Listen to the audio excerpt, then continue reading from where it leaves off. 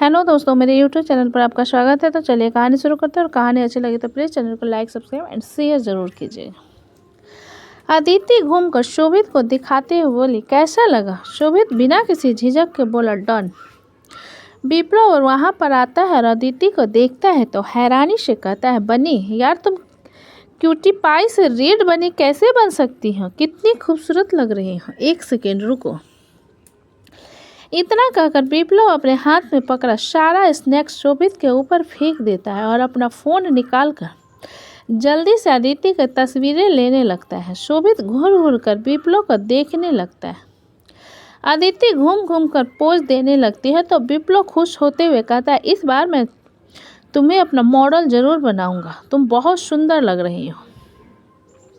शोभित से जब बर्दाश्त नहीं होता तब वो अदिति की तरफ देखते हुए कहता है, और भी काम है, चेंज करके आओ। अदिति शोभित की बात पर जल्दी से चेंजिंग रूम की तरफ चली जाती है और विप्लव शोभित से नाराजगी से कहता है, आपने सच में जलनखोर हो।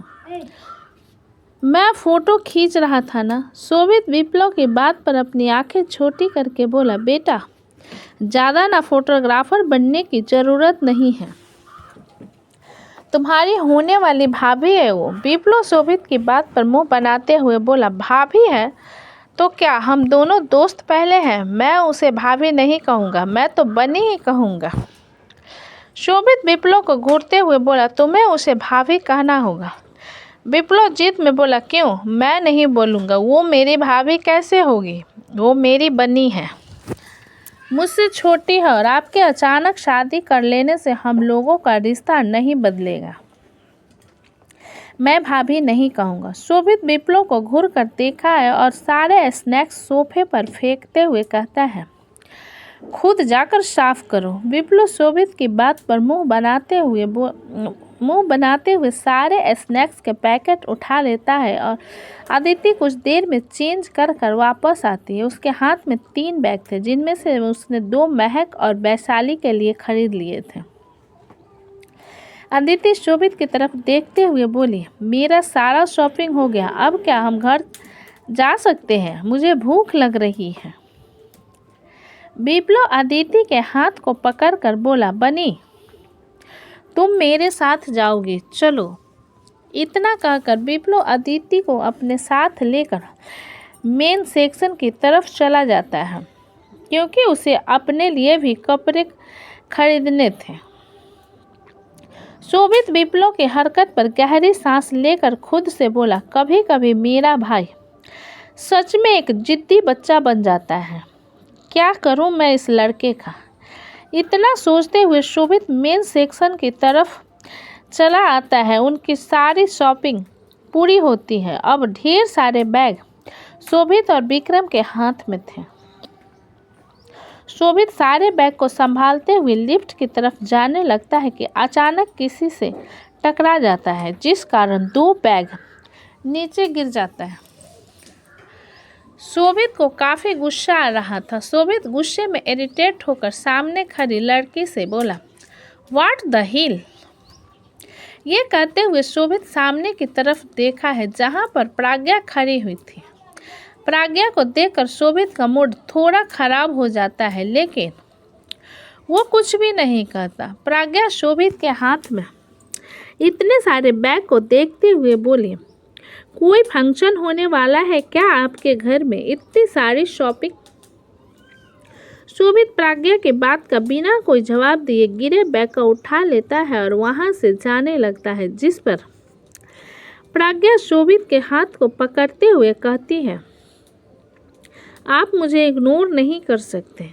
शोभित कुछ कहता उससे पहले ही कोई आकर प्राज्ञा के हाथ को शोभित के हाथ से छुड़ा देता है। प्राज्ञा और शोभित अपना सिर घुमाकर देखते हैं तो वहां पर अदिति खड़ी हुई थी। अदिति शोभित के सामने खड़ी होकर प्राज्ञा से बोली, मेरे और मेरे सीनियर की सगाई हो रही है आंटी। प्राज्ञा अदिति की बात पर अपनी आंखें छोटी करके बोली, तुम होती कौन हो मुझे आंटी कहने वाली? अदिति अपने कमर पर हाथ रखते हुए बोली, आप मुझसे बड़ी हो ना तो आंटी होगी। और मेरे सीनियर का हाथ क्यों पकड़ा आपने? विकल्प भी आते हुए बोला, हाँ हाँ बनी सही कह रही है। आंटी आपने मेरे भाई का हाथ क्यों पकड़ा? प्रज्ञा अदिति और विप्लव को घूरते हुए बोली, मैं और मिस्टर सारंग एक दूसरे को डेट कर रहे थे। अदिति एक नज़र शोभित को देखने के बाद प्रज्ञा से बोली, आंटी झूठ बोले कौवा काटे। सीनियर की मॉम ने आपको डेट के लिए कहा था, इसलिए सीनियर आपको डेट कर रहे थे, वरना वो तो सिर्फ मुझसे प्यार करते। विप्लव अदिति का साथ देते हुए प्रज्ञा से बोला, बनी बिल्कुल सही कह रही है आंटी, वरना मेरा ब्रो कभी किसी को डेट नहीं करता। प्रज्ञा अपने दांत पीसकर बोली, तुम दोनों अपना मुंह बंद करके रखो, तमीज नहीं है किसी से बात करने की। विप्लव प्रज्ञा की बात पर बोला, आंटी वो तो हमारे संस्कार है जो हम सिर्फ आपसे बातें कर रहे हैं, वरना आपकी जगह कोई लड़का होता तो अभी तक हाथ पैर चला चुके होते हम दोनों। प्रज्ञा विप्लव की बात पर दांत पीसते हुए बोली, जरा तमीज से बात किया करो, वरना। विक्रम प्रज्ञा के सामने आकर बोला, वरना क्या मिस सोलंकी? विक्रम को देखकर प्रज्ञा घबरा जाती है। विक्रम अपने कदम थोड़ा सा प्रज्ञा की तरफ बढ़ाकर कहता है, आप धमकी देना काफ़ी अच्छे से जानती हैं, लेकिन किसी को धमकी देने से पहले ये सोच लेना चाहिए कि आप धमकी दे किसे रही हैं। प्रज्ञा अपने कदम पीछे लेते हुए बोली, आई एम सॉरी। विक्रम सर्द आवाज़ में बोला, दोबारा कभी इन लोगों की तरफ नज़र उठाकर मत देखना, वरना नज़र उठाने लायक नहीं छोड़ूंगा मैं आपको। तो निकलिए यहाँ से। विक्रम की बात पर प्रज्ञा वहाँ से जल्दी से चली जाती है। शोभित शक भरी नज़रों से विक्रम को देखते हुए बोला, why was she so scared of you? Vikram तिरछे मुस्कान के साथ बोला, भाई जलवा है हमारा ऐसा, अच्छे अच्छे लोग डरते हैं हमसे। बात काफ़ी हो गई, चलो घर चलते हैं, शाम होने वाली है। शोभित विक्रम की बात पर बोला, इस बारे में तो पता लगा कर रहूँगा। विप्लव शोभित की बात पर बोला, खुद की जुबान में तो दही जमा कर रखा था और यहाँ पर विक्रम भाई आ गए तो आपको फिर भी दिक्कत जा रही है। शोभित विप्लव को घूरते हुए बोला, आप अपना मुंह बंद करके रखो और चलो, कुछ बैग पकड़ो और गाड़ी में रखो। विप्लव मुंह बनाते हुए शोभित के हाथ से बैग ले लेता है और सभी लोग पार्किंग एरिया में जाकर गाड़ी में सारा बैग रखकर सारंग विला के लिए निकल जाते हैं। इधर सिटी हॉस्पिटल मृत्युंजय और अमृत हॉस्पिटल आए हुए थे, क्योंकि उन्हें भी पता चल गया था कि कशिश का एक्सीडेंट हो गया है। मृत्युंजय वहां इसलिए आया था क्योंकि बात मीरा से जुड़ी हुई थी, वरना उसे तो कोई फर्क ही नहीं पड़ता कौन जी रहा है और कौन मर रहा है। मृत्युंजय कशिश के वार्ड में आता है तो उसकी नज़र इंद्र मित्तल और उसकी वाइफ रागिनी मित्तल पर ठहर जाती है। वहीं इंद्र मित्तल का रिएक्शन मृत्युंजय और अमृत को देखकर ऐसा था जैसे उसे सांप सूंघ गया हो। मृत्युंजय कशिश की तरफ देखता है जिसे होश आ गया था और उसके साथ में मीरा वहीं पर खड़ी हुई थी। मृत्युंजय कशिश की तरफ देखते हुए बोला, अपने बारे में ना सही, जो तुम्हें चाहते हो उनके बारे में तो सोचा करो।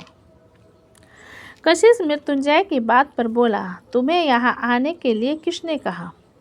मृत्युंजय तिरछी मुस्कान के साथ बोला, अब नहीं आता तो बाद में मेरी बहन को डोंट करते, इसलिए अनफॉर्चुनेटली तुम्हें देखने के लिए आना पड़ा। ठीक होना, कोई हाथ पैर तो नहीं टूटा?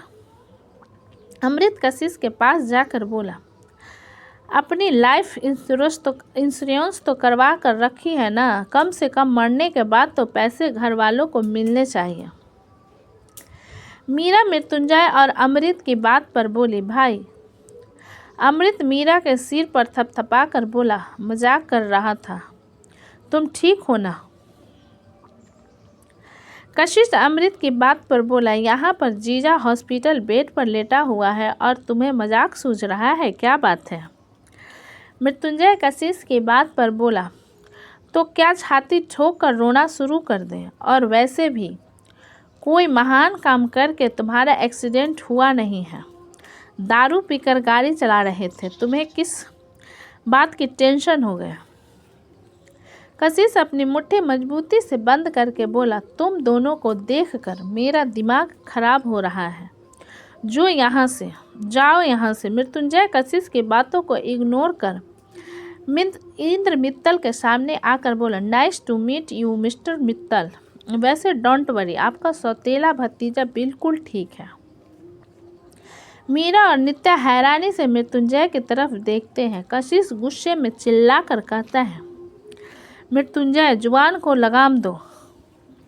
कशिश की बात पर मृत्युंजय उसकी तरफ देखते हुए बोला, मैंने कुछ गलत कहा क्या? लेकिन जहाँ तक मुझे याद है, शिखर अंकल अपने डैड के इकलौते बेटे थे और उनकी सेकेंड वाइफ के तरफ से तुम्हारे चाचा जी इंद्र मित्तल पैदा हुए थे। इंद्र मृत्युंजय की बात पर बोला, लेकिन हम दोनों सगे भाई की तरह रहते थे। मृत्युंजय तिरछी मुस्कान के साथ बोला, आंखों का धोखा है मिस्टर मित्तल, कुछ भी हो सकता है। इंद्र मृत्युंजय की बात पर बोला, वैसे मुझे भी नहीं पता था कि मीरा तुम्हारी बहन है, या फिर ये कह सकता है कि सारंग परिवार से जुड़ी हुई है। मुझे लग रहा था कशिश ने किसी अपने पसंद की लड़की से शादी की होगी, लेकिन उसने तो पारिवारिक रिश्तेदारी को आगे बढ़ाया है। अमृत इंद्र को बुरी तरीके से घूरते हुए बोला, आपको तो पता ही होगा ना मिस्टर मित्तल, पत्थर को आप जितनी ताकत से ऊपर से फेंकोगे वो उसके दोगुने ताकत से आकर आपके सिर पर गिरेगा। तो आप बस इंतज़ार करो, अपने किए कि सारा फल आपको इसी जन्म में मिलेगा। इंद्र अमृत और मृत्युंजय को बुरी तरीके से घूरने के बाद तिरछा मुस्कुराकर बोला, बच्चे काफ़ी बड़े हो गए हैं और समझदार भी।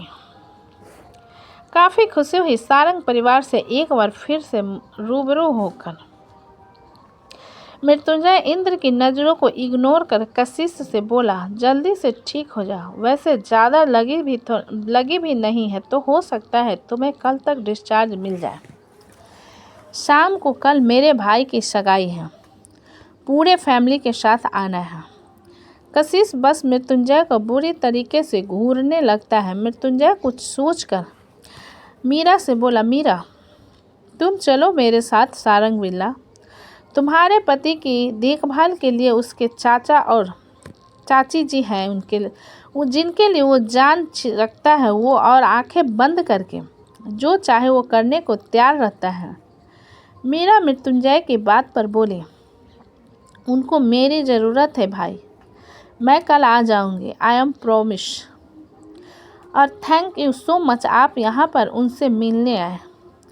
अमृत मीरा के सिर पर हल्का सा मार कर बोला, इडियट, अगर इस कशिश की जगह कोई और तेरा पति होता और वो हॉस्पिटल में होता तो भी हम आते, इसलिए थैंक यू कहने की ज़रूरत नहीं है, क्योंकि तुम हमारी इकलौती बहन हो।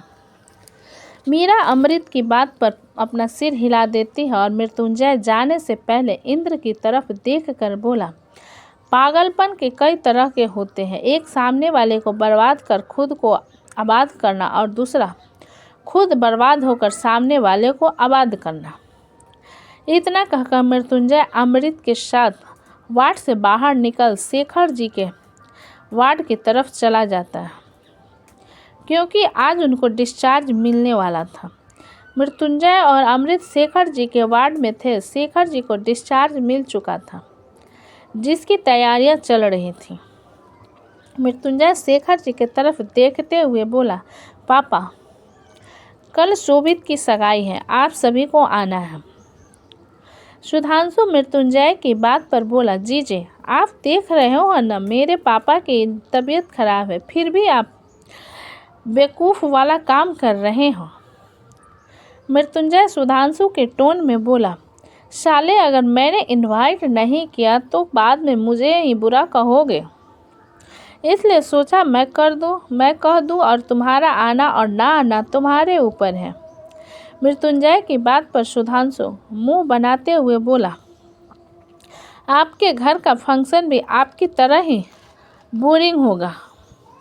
मृत्युंजय अपनी आंखें छोटी करके बोला, तो तुम क्या बहुत हंसमुख और फनी किस्म के इंसान हो? बिल्कुल नहीं।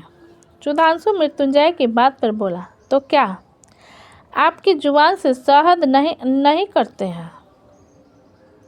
जब आप बोलते हो अमृत उन दोनों के बीच में आते हुए बोला, अरे बस करो यार, जीजा साले हो, कुत्ते बिल्ली की तरह झगड़ा करते हो तुम दोनों। नीरू मृत्युंजय के पास आकर बोली, हमें माफ़ करना बेटा, इनकी तबीयत खराब है इसलिए हम नहीं आ पाएंगे। लेकिन सुधांशु ज़रूर आएगा। मृत्युंजय एक नज़र सुधांशु पर डालकर बोला, मुझे कोई दिक्कत नहीं है और अब रात हो रही है, तो चलिए हम आपको अवस्थी हाउस छोड़ देते हैं। सुधांशु मृत्युंजय की बात पर बोला, ज़रूरत नहीं है, मैंने कैब बुक कर ली है। मृत्युंजय भोली सूरत बनाकर शेखर जी की तरफ देखते हुए बोला, पापा, अगर मैं आपके घर छोड़ देता हूँ तो आपको कोई दिक्कत है क्या? शेखर जी मृत्युंजय जी की बात पर बोले, नहीं बेटा, हमें भला क्यों दिक्कत होगी, आप तो हमारे बेटे हो, आप जब चाहो तब हमारे घर आ सकते हो। तो दोस्तों, कहानी कैसी लगी मुझे कमेंट में लिखें और अच्छी लगी हो तो प्लीज़ चैनल को लाइक करें, सब्सक्राइब करें एंड शेयर करें। कहानी को पूरा सुनने के लिए धन्यवाद।